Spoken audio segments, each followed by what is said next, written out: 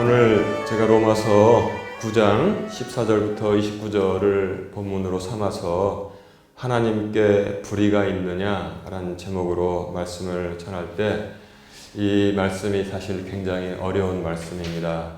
저도 조리 있게 잘 전하고 우리 성도님들도 잘 이해할 수 있도록 성령께서 이 시간에 저를 사용해 주시기를 간절히 바랍니다. 오늘 본문은 어려운 말씀입니다. 그래서 베드로 후서 찾지는 마세요. 제가 읽어드릴 테니까. 베드로 후서 3장 15절과 16절에 어떻게 베드로가 말하고 있냐면, 여러분 그 베드로하고 바울하고 서로 교제가 있었다는 사실을 우리가 여기서 흔적을 볼 수 있어요. 베드로가 바울 서신을 읽었다는 것도 여기서 우리가 확신을 할 수 있습니다. 그런데 베드로도 어떻게 말하고 있냐면, 우리가 사랑하는 형제 바울도 자기가 받은 지혜대로 너희에게 이같이 썼고, 즉 뭐냐면 바울 서신을 썼다는 거잖아요. 또 그의 모든 서신에서도, 그러니까 바울 서신을 다 베드로가 다는 아니지만 모든 서신에도 이렇게 표현하고 있습니다. 이것들에 관해 그 안에서 말하였으되 그 안에, 그 서신 안에 깨닫기 어려운 것이 더러 있으므로, 바울 서신 안에 이해하기, 깨닫기 어려운 것이 더러 있으므로 배우지 못하여 불안정한 자들이 다른 성경 기록들과 같이 그것들도 옛날 성경에는 그랬잖아요. 억지로 풀다가 왜곡하다가 스스로 파멸에 이르느니라, 이렇게 베드로 후서에 쓴 것을 우리가 나중에 보시면 다 그 말씀대로 있습니다. 이 말씀이 굉장히 어려운 말씀이에요. 그래서 제가 사실은 이 토기장이의 말씀 언젠가 전해야 되는데 이번 주에 전해야겠다 해서 준비하다가 어저께 도서관에서 솔직히 어렵더라고요.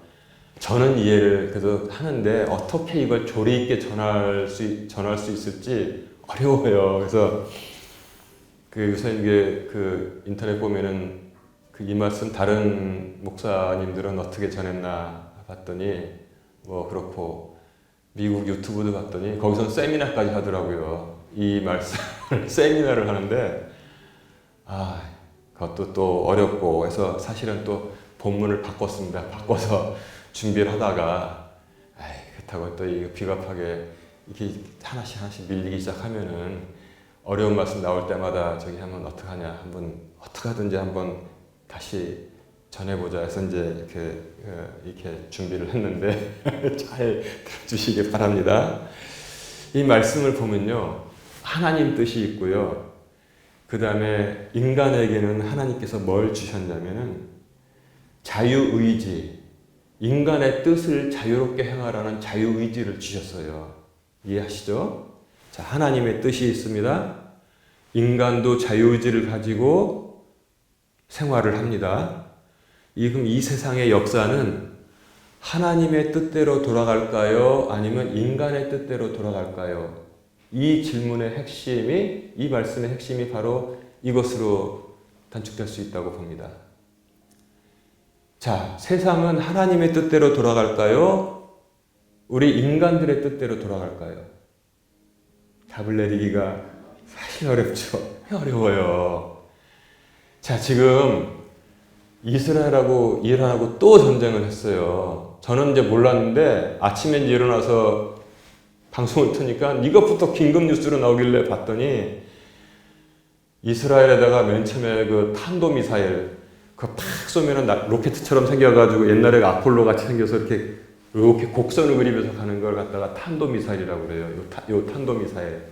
그래서 그럼 상대방에서는 포물선 그 물리 공식으로 계산할 수 있거든요. 그러면 같이 또 탁 쏴가지고 공중에서 이게 터트리고 하는 거, 자기 나라에 피해 안 받게 하는 거요. 우리나라에 사드 배치했잖아요. 그게 바로 탄도미사일을 공중에서 요격하는 건데, 탄도미사일도 엄청나게 막 쏘고, 그 다음에 드론 있잖아요. 드론에다가 폭탄 실어가지고 또 막 또 보냈는데, 요르단 상공에서 이스라엘 폭격하려고 지나가는 이란의 저 드론들이 왱왱 지나가는 게 보이더라고요. 그러니까 여기서 팡팡 터지고 뭐 난리가 나고, 그러는데 이스라엘은 또 가만히 안 있겠다고 또 그러고, 예루살렘 시내에 여기 사이렌 울리고 여기저기 폭발음이 들리는데, 그 생각하면서 정말 하나 잘못 뿌려진 씨가 이렇게 후세들을 괴롭게 하는구나. 그 생각을 또 하게 됐습니다. 아브라함을 불러내실 때 너와 내 자손들이라고 그랬어요. 내 씨 이 모든 땅을 주시겠다고 했는데 그냥 계속 다녀도 애가 안 생기니까 그러니까 이제 사라도 기다리다가 자기도 이제 몸이 원래 나올 때도 65세인데 근데 75세까지 됐으니까 내 여종 하갈이 젊으니까 이 통해서 아이를 얻으라. 그러니까 또 아브라함도 믿음의 사람인데도 거기 시험에 넘어진 거예요. 이 질문도 한번 깊이 생각해 보시기 바랍니다. 기다려도 기미가 안 보이는 거예요. 나는 무조건 그 아브라함과 하갈 왜 그때 그랬느냐 원망할 자격이 없다고 봐요. 우리 모두가 그렇지 않습니까? 하나님의 말씀 들었는데 기다려도 뭐가 안 보여요.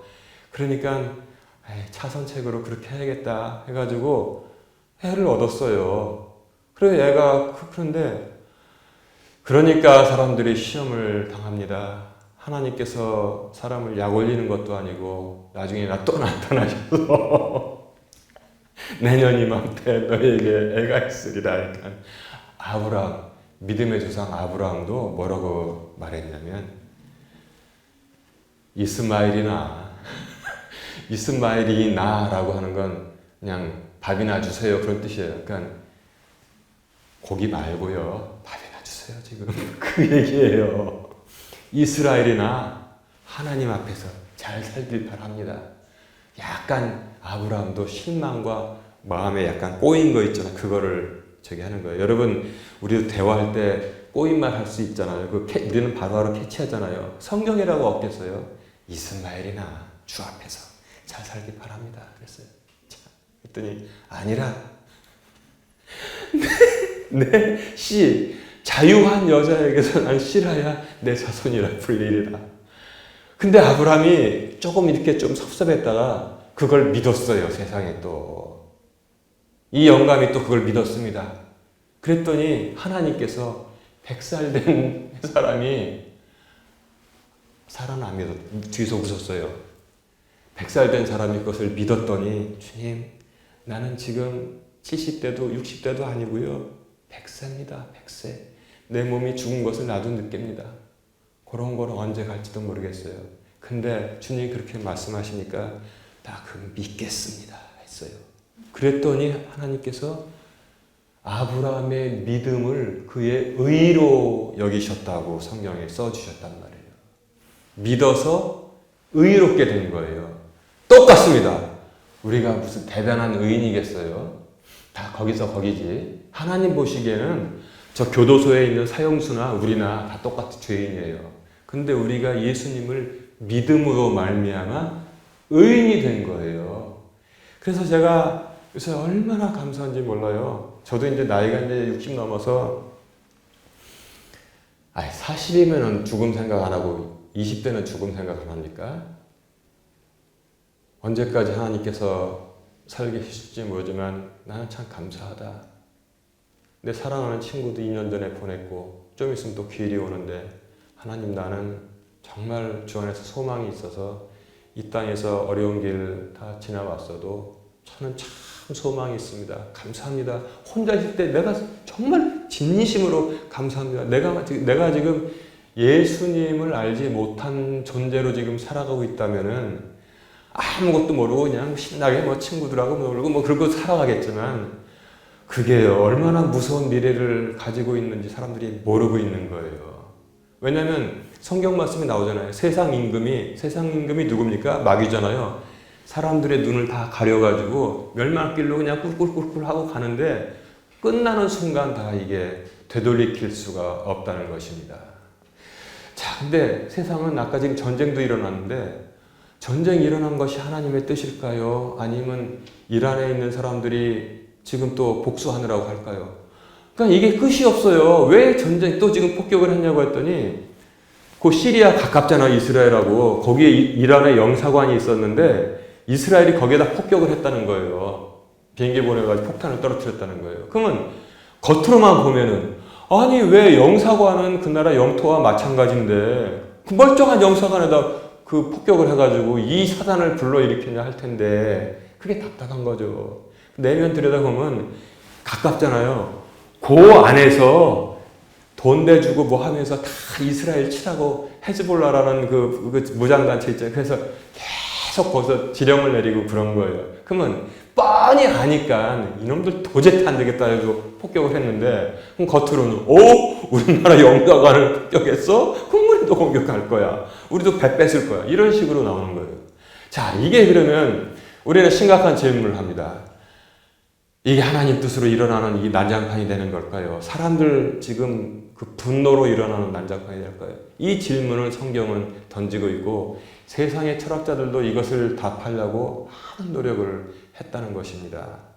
그러니까 어떻게 하냐면은 인간의 논리로다가 연장을 하면은 이 말씀이 왜 어렵냐면 인간의 논리로 쭉 연장하면 이해할 수 없다는 거예요. 왜냐하면 이 안에 어떻게 되어 있냐면 하나님께서 긍휼을 받을 자에게 긍휼히 여기시고 불쌍히 여길 자를 내가 불쌍히 여긴다.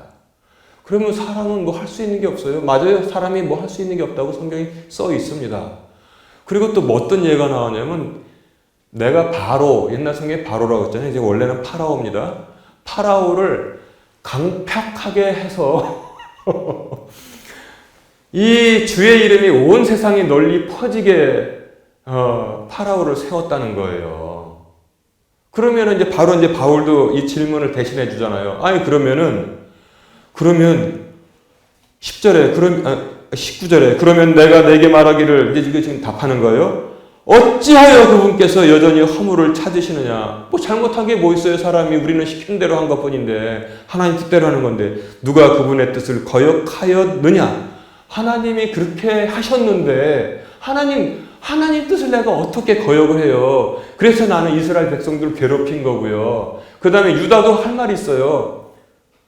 아니 주님 십자가에 달리시도록 계획을 하셨는데 하나님 뜻대로 내가 예수님을 은삼십냥에 팔아먹었어요. 그러니까 유명한 미국의 극작가가 쓴 옛날에 그 영화도 있었잖아요. 그 지저스 크라이스트 슈퍼스타라는 영화가 옛날에 있었습니다. 그 우리 아마 중고등학교 될 때서 다 거기서 유다가 노래 부르는 게 있어요. 유다가 왜 나냐 이거예요. 왜 나냐? Why me? 응? 주님, 하나님 왜 납니까? 이 예수님을 배신하는 이 엄청난 이 악한 일을 하나님 나를 들어서 왜 그게 쓰게 하셨냐고요. 막 유다가 막 그냥 거기서 막 울고불고 막 저기 하잖아요. 그런 질문을 할 수 있다는 거예요. 아니 그렇잖아요. 우리는 운신을 할 수가 없어요. 이 말씀 때문에. 하나님의 뜻대로 다 되면 강도살인범도 다 하나님이 그렇게 하도록 다 했기 때문에 하는 거고 죄가 없다는 거예요. 자기가 잘못한 게 없다는 거예요. 김일성이도 그렇고 이런 헤즈볼라도 다 그렇고 또 근데 하나님이 너희는 너희 마음대로 할 수 있도록 하나님을 섬길 수도 있고 배신할 수 있도록 자유의지를 주셨다. 너희들이 원해서 다 너희들 뜻대로 하는 것이다. 이게 서로 충돌되는 거예요. 어렵잖아요. 어려워요. 그러니까 바울도 논리적으로 설명하다가 어떻게 갑자기 점프를 해버리냐면 21절에 보세요. 그러니까 20절에 아니라 오 사람아 내가 누구이기에 하나님께 대꾸하느냐. 하나님께 대꾸하지 말라는 거예요. 말대꾸 따박따박 하지 말라는 거예요. 지어진 것이 자기를 지은 이에게 말하기를 어찌하여 나를 바로로 만들었소? 어찌하여 나를 유다로 만들었소? 어찌하여 나를 김일성이로 만들었소? 이렇게 하겠느냐? 못한다는 거예요. 갑자기 논리적으로 쭉 풀다가 쫙 점프를 해버린 거예요. 지음받은 것이 어떻게 지은 창조주에게 그렇게 말대꾸하느냐? 입 닫아라 그러는 거예요.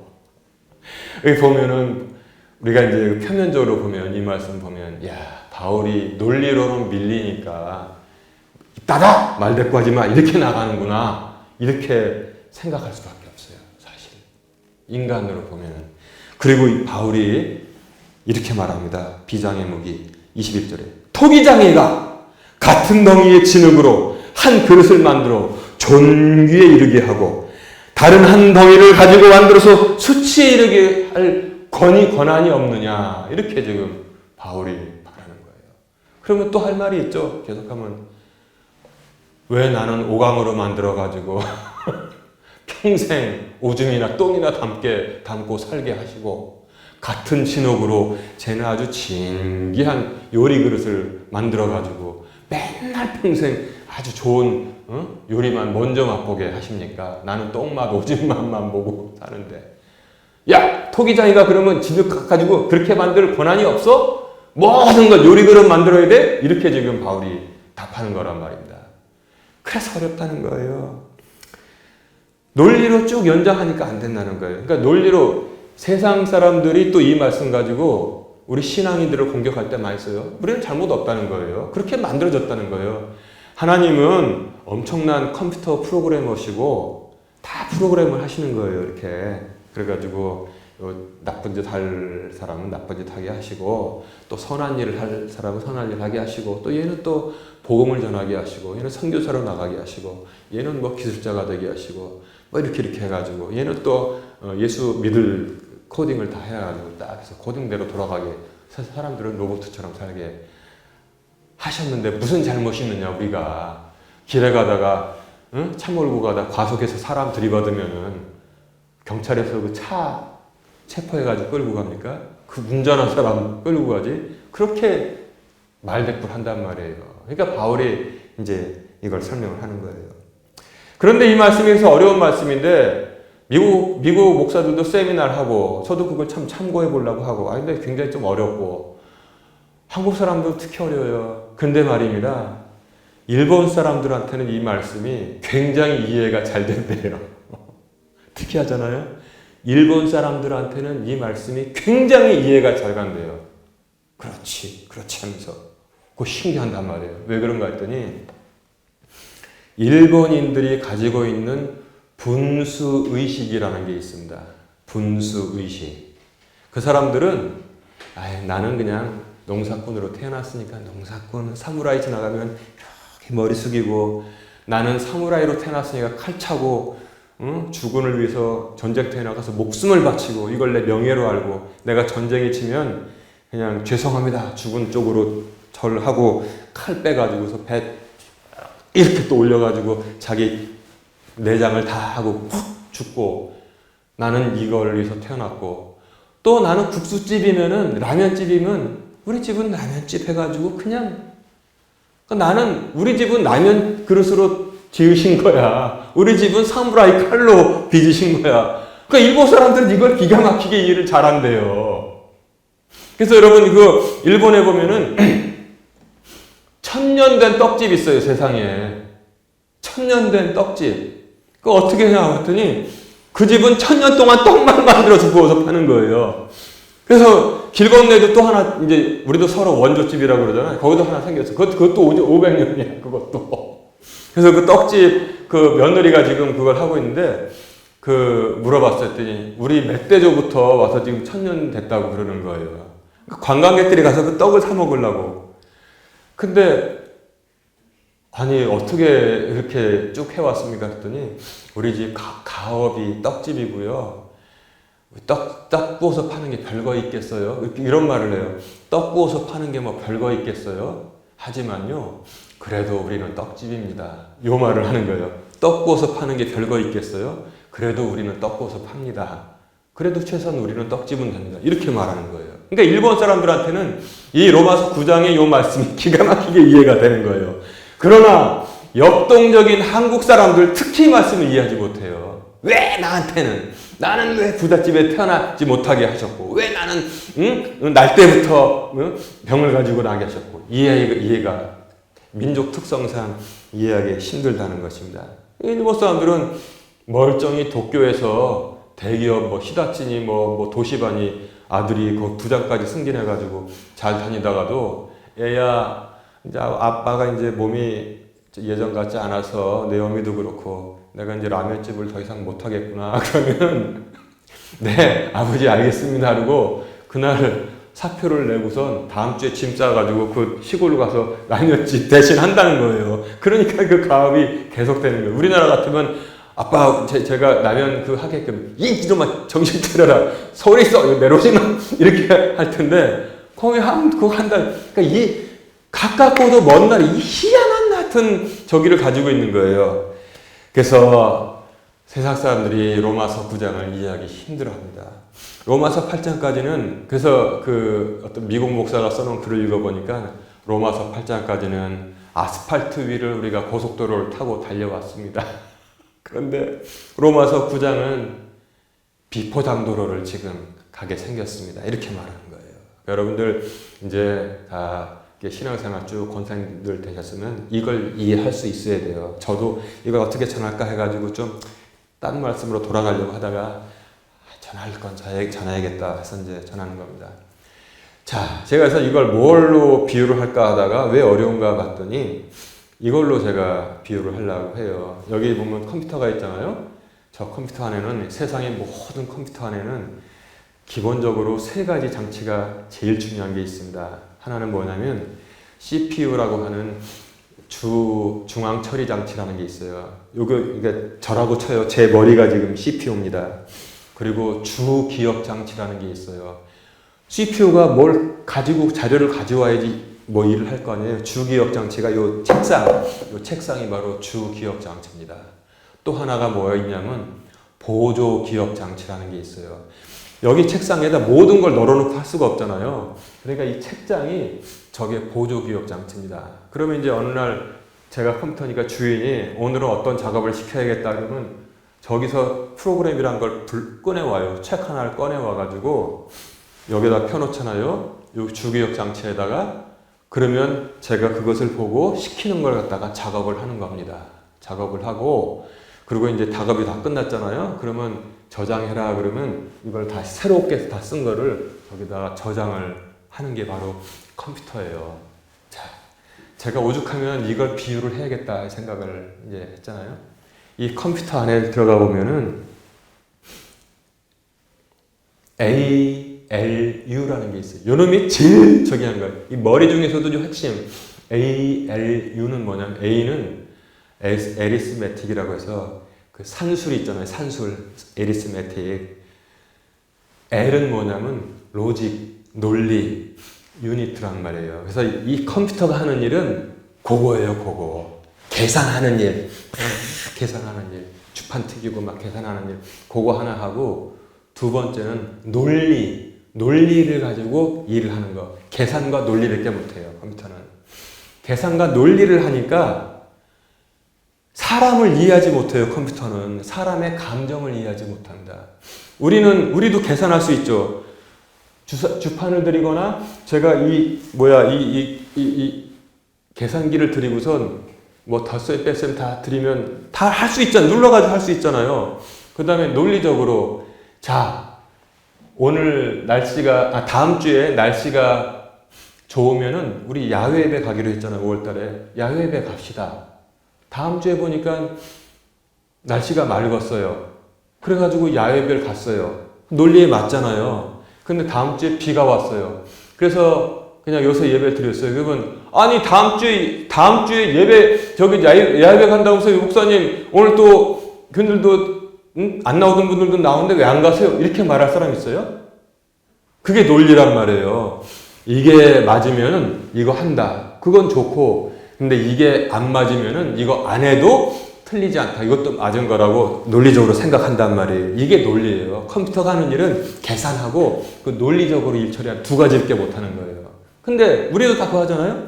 근데 우리는 뭐냐면 서로 사랑하고 가끔가다 섭섭한 일 있으면 섭섭하고 기분 좋으면 너무 기분 좋고 감정이잖아요. 컴퓨터 그걸 이해해요? 계산하고 논리해가지고 그걸 이해합니까? 그걸 못하는 게 컴퓨터예요. 왜냐하면 우리는 하나님의 형상으로 지어졌고 컴퓨터는 사람이 만든 거기 때문에 아무리 계산 빠르게 하고 아무리 논리를 잘해도 빨리빨리 처리해도 죽었다 깨나도 컴퓨터는 사람의 감정을 이해하지 못합니다. 그런데 요새 뭐 인공지능 만들어가지고 초보적으로 이렇게 감정을 가지고 있는 흔적이 나왔다 그러는데 그건 아니에요. 그것도 다 계산. 사람들이 이럴 땐 이렇게 반응하라 그러고 이럴 땐 이렇게 반응하라 그래서 이렇게 답을 계산해서 하는 거예요. 걔는 그 컴퓨터에서 그거 한번 써보세요. 인공지능 그거 하는데 쓰기 굉장히 편합니다. 옛날에는 우리가 검색을 했잖아요. 뭐 자료 찾으려면은 검색을 해서 자료가 이만큼 나면 일일이 하나씩 읽어보고 이렇게 했잖아요. 그거 얼마나 시간 많이 가요? 저는 인공지능 써요. 그래서 요새 뭐에 대해서 알아봐줘. 그러면 바로 팍 나와요. 바로 팍. 그 정답을. 저는 설교 준비할 때도 가끔 씁니다. 여기 보면은 바울이 너희의 철학자도 말하기를, 응? 너희는 크레타 사람들은 자기 배만 위하는 욕심쟁이들이라고 한 것 같이, 그러면 몇 장 몇 절, 거기서 나온 철학자가 누군지 알아줘. 그러면 쭉 해가지고, 예, 그는 에피메니데스입니다. 언제부터 언제까지 살았고, 그리스에서 이러이러한 사상을 한 철학자입니다. 얼마나 편해요. 그래서 지금은 AI를 쓰는 사람하고 AI를 안 쓰는 사람하고 또 차이가 나요. 옛날에 컴퓨터 쓰는 사람하고 안 쓰는 사람하고 차이가 나는데 지금은 컴퓨터만 가져간대. AI를 쓰느냐 못 쓰느냐에 따라가도 엄청나게 차이가 나는 거예요. 그래서 영화까지 만들어줘요. 기가 막힙니다. 그래서 제가 또 그것도 또 어쨌든 뭐 개인 욕심도 있고 선두에 서서 뭐 말씀을 전할 때도 뭐 쓸 게 있는가 해서 그것도 찾아갔잖아요. 제가 또 익혔어요. 그래서 눈밭에서 강아지 4마리가 서로 뒤엉켜서 노는 영상을 만들어줘. 햇볕은 찬란하고 눈이 온 세상을 덮고 있어 했더니 언제 보여드려도 좋을 것 같은데 기가 막혀요. 그리고 카메라는 바로 그 앞에 있어. 이렇게 했더니 강아지 4마리가 예쁘게 생긴 놈들이 눈 막 여기저기 붙어 있고 서로 뒹굴고 눈바지에서 그거를 만들어주니 이제 앞으로 이제 영화 제작자들 어떻게 할 거예요? 도대체 영상 제작자들, 영화 제작자들 어떻게 할 거예요? 도대체 이거 지금 딱 그 말을 하는 거예요. 저는 무료로 쓰는 거라서 2초만 해주는데 2초를 해주는데 그 유료로 쓰는 사람들은 그거 가지고 영화를 배우가 말썽을 부립니까? 아니면 장소 섭외하러 어딜 비행기 타고 가야 됩니까? 카메라를 잘 대야 됩니까? 필요 없어요. 집에 앉아가지고 이걸로다가 다 영화를 만들어버리는 거예요. 야, 그래서 참 불편한 세상에 우리가 지금 살고 있습니다. 사실 저는 그거 그래도 선두에 있다고 쫓아가서 하면서 저도 이렇게 보면서 2가지 감정을 가지고 있어요. 참 편하다. 2번째, 참 불편하다. 사람들의 앞길이 막막하겠구나. 저는 참 이상하게 오늘 감기로서 못 오신 우리 권사님들도 뭐 있지만 권사님들은 솔직히 말해서 섭섭하게 듣지 말고 내 희망의 말씀을 지금까지 편하게 사신 거예요. 컴퓨터가 뭐니 AI가 뭐니 그냥 이메일만 하면 되잖아요. 카톡이나 하시고. 그리고 제 밑에 온 애들은 오히려 그냥 그때부터 적응돼가지고 쭉 그걸 익숙해서 와요. 제 때가 뭐냐면 어중간해요. 대학에 발을 들였더니 2학년 때부터 의무적으로 전산교육을 다 받으라지. 그때는 이 정도야 뭐 쉽겠네. 그 다음에 제가 문과로 왔잖아요. 그래가지고 이렇게 막 표류하는 동안 왕창 발전을 어머 세상에 이렇게 많이 발전했는데 다시 허겁지겁도 하니까 괴로워요. 그러니까 우리가 만약에 컴퓨터라면은 자기들이 아무리 잘해도 그건 계산하고 논리만 가지고 하는 것이다. 그것만 딱 기억하시면 어디 가서 무식하다는 소리는 안 들을 거예요. 컴퓨터는 계산과 논리다. 근데 그 프로그램을 짜가지고 예의를 지키는 것처럼 말하고 또 화도 내는 것처럼 컴퓨터에다가 반말을 이렇게 그러면 좋은 말을 존댓말씀을 써주시기 바랍니다. 걔가 감정이 있는 것 같죠. 왜냐하면 반말 입력됐을 때는 그렇게 답을 하라고 프로그램을 해놨기 때문에 그래요. 그래 미안하다. 내가 한번 너를 테스트해 본 거야. 그러면 예 괜찮습니다. 저는 로직이기 때문에 기분은 나쁘지 않지만 그러나 서로 좋은 말을 쓰는 게 좋습니다. 가르쳐줘요. 오히려. 얼핏 보면 감정이 있는 것 같지만 다 프로그램 해놓은 거예요. 다 프로그램. 지금까지 기술은. 근데 바로 그거예요. 컴퓨터는 우리를 이해하지 못합니다. 컴퓨터는 우리를 이해하지 못해요. 마찬가지로 우리도 하나님을 우리가 다 할 수 있다고? 그건 굉장히 오만한 얘기입니다. 그래서 세상의 철학자들도 포기를 했어요. 철학자들이 어떻게 했냐면은 말을 이제 철학자와 시인이 있어요. 철학자가 쓰는 말로 시인을 이해하지 못해요. 또 그리고 철학자가 하는 말을 시인은 보면은 정말 따분해. 정말 따분하다고 보는 거예요. 그러니까 제가 대학 다닐 때 그래서 이 문제 때문에 분석 철학 특강이 있다고 분석 철학을 들으러 가서 바로 그 분석 철학이 그거거든요. 분석 철학자들은 더 깐깐한 사람들이에요. 그냥 인생은 나그네 길 이런 말은 필요 없다는 거예요. 인생은 나그네 길이면 가슴에 와닿는 사람도 있고 가슴에 와닿지 않는 사람들도 태반이다. 그런 말 백날 해봐야 그건 의미가 없다. 그러니까 그걸 우리는 뭘 말하냐면 사람이 맞습니다, 틀립니다라고 말할 수 있는 거 있잖아요. 그것만 우리는 말하겠다. 이게 바로 분석 철학이에요. 그래서 물은 100도씨에 끓고 사람은 그걸 이용해서 라면을 삶아 먹을 수 있다. 그거 딱 맞는 말 있잖아요. 참이잖아요. 이런 말만 하겠다는 거예요. 근데 그 분석 철학자가 그렇게 막 하다가 나중에 두 손을 들여버렸습니다. 맨 처음에도 그렇게 하다가 그러니까 오죽하면 그렇게 유명한 명제가 있어요. 세상은 일어나는 사건의 명제의 합이다. 세상이 분별할 수 있는 사건의 합이다. 그 외에는 의미가 없다고 그랬어요. 근데 나중에 이 분석 철학자가 자기가 부족했다는 걸 깨달은 거예요. 성경 말씀을 보니까 믿음, 소망, 사랑 얘기가 나오는데 그거 뜬구름 잡는 것 같은데 세상을 움직이고 있더라. 인정을 한 거예요. 그러니까 그 뭐라고 말했는지 그거 기억해 보세요.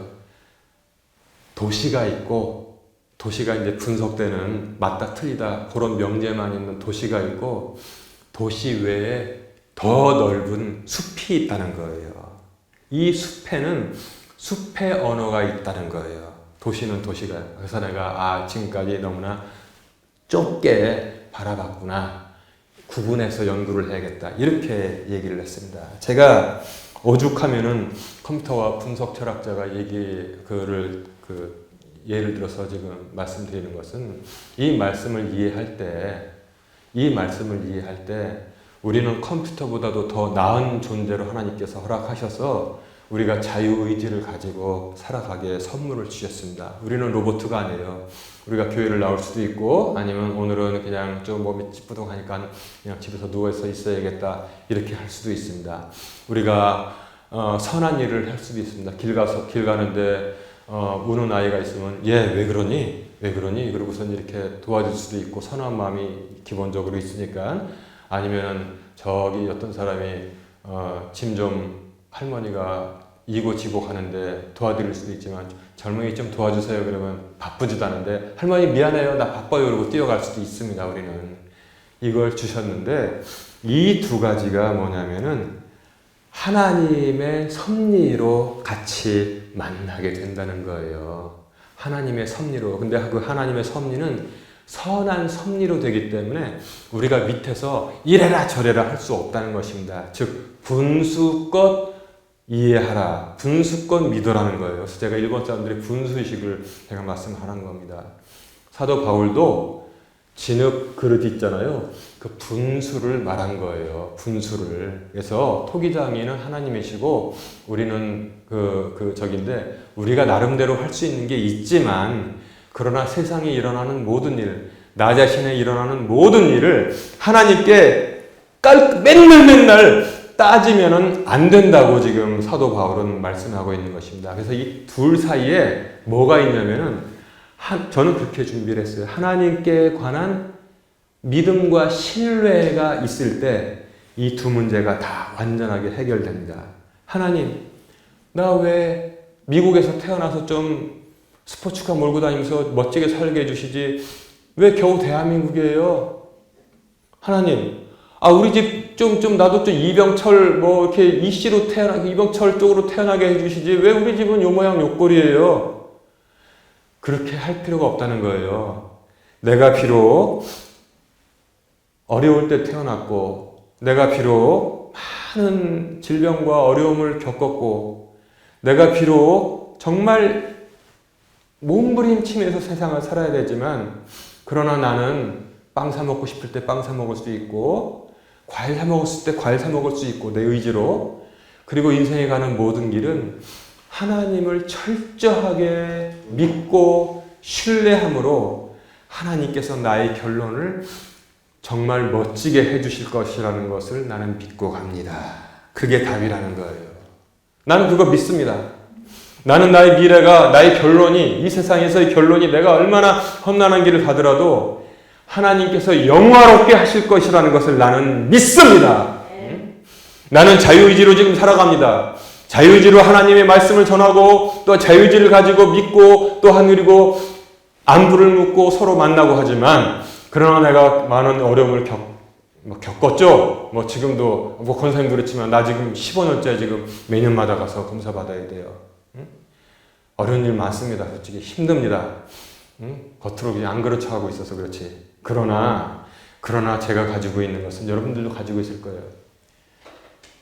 하나님께 대한 완전한 믿음과 신뢰, 나를 붙들고 계시다는 신뢰가 이 모든 것을 이해하게 만들어주고 있다고 지금 바울도 전하고 있는 것입니다.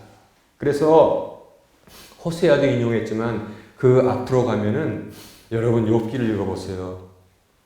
나의 과거는 하나님의 선하신 섭리로 제가 저희 부모님 집에서 둘째로 태어나게 하신 거예요.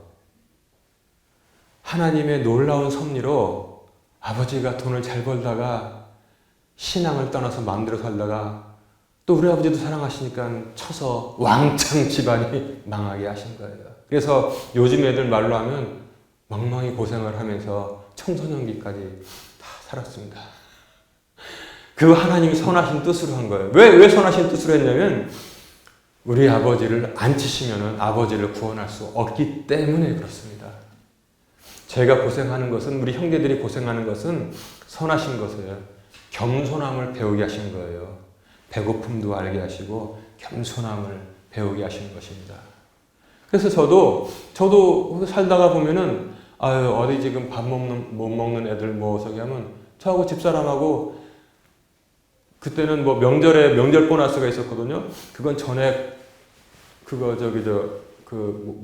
부스러기 선교회 맞아. 부스러기 선교회 계속 보내는 거예요. 왜냐하면 내가 어렸을 때 어렵게 살아봤기 때문에 그 마음이 생기는 거란 말이에요. 그런 일을 하도록 하나님께서 전부 다 선하게 쓰시는 거예요. 제가 몸이 되게 아파봤기 때문에 불편한 분들이 있으면 더 신경이 쓰이고 마음이 가고 내일처럼 생기는 적이 되는 거예요. 다 하나님을 선하게 쓰십니다. 선하게 쓰시는데요. 제가 언젠가 하나님 부르시잖아요. 이 땅에 떠나잖아요. 하나님은 저를 위해서 또한 여러 성도인들을 위해서 놀라운 것을 예비해 두셨습니다. 아멘. 그 믿음 가지고 나가는 거예요. 이 세상에서 불평불만하면서 내가 하나님을 다 이해해야 되는데 하나님 이건 왜 이렇게 했어요? 하나님 이건 왜 이렇게 했어요? 내가 누구인기에 하나님께 말대꾸하느냐? 이렇게 지금 사도 바울이 말씀하고 있는 것입니다. 철저한 신뢰, 이걸 가지라고 지금 말씀하고 있을 거예요. 철저한 신뢰. 그래서 여러분 지금 가는 길도 하나님의 섭리 아래에 있다고 저는 믿습니다. 하나님의 섭리 아래에 있다고. 제가 그랬잖아요. 우리가 언제까지 여기 있을 수 없잖아요. 폐를 끼치면 안 되잖아요. 그러나 저는 있을 수 있는 데까지 깨끗하니까.